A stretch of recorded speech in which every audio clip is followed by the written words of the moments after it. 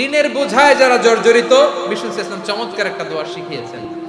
আমাদের অনেকে ঋণের বোঝায় জর্জরিত, আছে না নাই? এদিকে কেউ আছেন? থাকলে হাত তোলার দরকার নেই, থাকলে এই দোয়াটা পড়বেন। এক সাহাবীর নাম আবু উমামা, নামাজের ওয়াক্ত ছাড়া উনি মসজিদে যেয়ে বসে আছে। বিষ্ণু বললেন, কিরে আবু উমামা, নামাজের তো ওয়াক্ত হয় না, মসজিদে কি?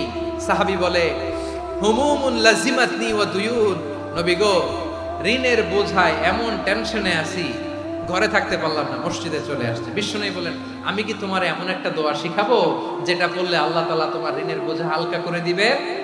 আবু উমামা বললেন, ইয়া রাসূলুল্লাহ, অবশ্যই শিখাবেন। বিষ্ণু বললেন, তাহলে তুমি পড়বা, আল্লাহুম্মা ইন্নী আউযু বিকা মিনাল হাম্মি ওয়াল হাযান ওয়া আউযু বিকা মিনাল জুবনি ওয়াল বুখল ওয়া আউযু বিকা মিন গালাবাতিদ দাইনি ওয়া কাহরির রিজাল।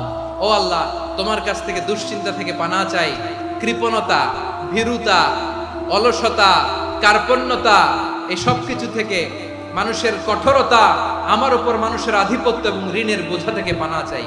এই দোয়াটা যখন বিষ্ণুনবী শিখাই দিলেন, আবু উমামা বারবার এই দোয়া পড়ে, আল্লাহুম্মা ইন্নী আউযু বিকা মিনাল হাম্মি ওয়াল হাযান ওয়া আউযু বিকা মিনাল আজজি ওয়াল কাসাল ওয়া আউযু বিকা মিনাল জুবনি ওয়াল বুখল ওয়া আউযু বিকা মিন গালাবাতিদ দাইনি ওয়া কাহরির রিজাল। আবু উমামা বলে, এই দোয়া আমি পড়তে লাগলাম। কিছুদিন পরে দেখা গেল বিষ্ণুনবীর শেখানো এই দোয়ার বদৌলতে আল্লাহ তাআলা আমার সব ঋণ পরিশোধের ব্যবস্থা করে দিয়েছেন। পড়বেন। আমার প্রিয় পটুয়াখালীর ভাইয়েরা, বিশ্বনবীর জামাতা সাইয়্যিদিনা আলী রাদিয়াল্লাহু তাআলা আনহুর কাছে এক লোক এসে বলে, হে আলী, ঋণের বোঝায় আমি জর্জরিত, আমার কিছু অর্থ দিয়ে সাহায্য করো। সাইয়্যিদিনা আলী রাদিয়াল্লাহু তাআলা আনহু বললেন, আমি কি তোমারে এমন একটা দোয়া শিখাবো যেটা বিশ্বনবী আমাদের শিখিয়েছেন? এই দোয়া যদি তুমি পড়ো, লাউ কানা আলাইকা মিসলু জাবালিন কাবীরিন দাইনান আদাল্লাহু আনকা, পাহাড় পরিমাণও যদি ঋণের বোঝা হয়, আল্লাহ এটা পরিশোধের ব্যবস্থা করে দিবেন। ছোট্ট একটা দোয়া বিশ্বনবী শিখালেন, বললেন, তুমি পড়বা, আল্লাহুম্মা কফিনি বিহালালিকা আন হারামিকা ওয়া আগনিনি বিফাদলিকা আম্মান সিওয়াক।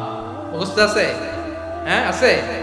আল্লাহুম্মা কফিনি বিহালালিকা আন হারামিক, আল্লাহ তোমার হালাল দিয়ে আমাকে পরিতুষ্ট করো, হারাম থেকে বাঁচিয়ে রাখো, আর তোমার অনুগ্রহে মানুষের মুখাপেক্ষী যেন আমি না হই, আমি যেন সবসময় তোমার মুখাপেক্ষী হই, ওই তৌফিক দিও। সুবহানাল্লাহ পড়ে।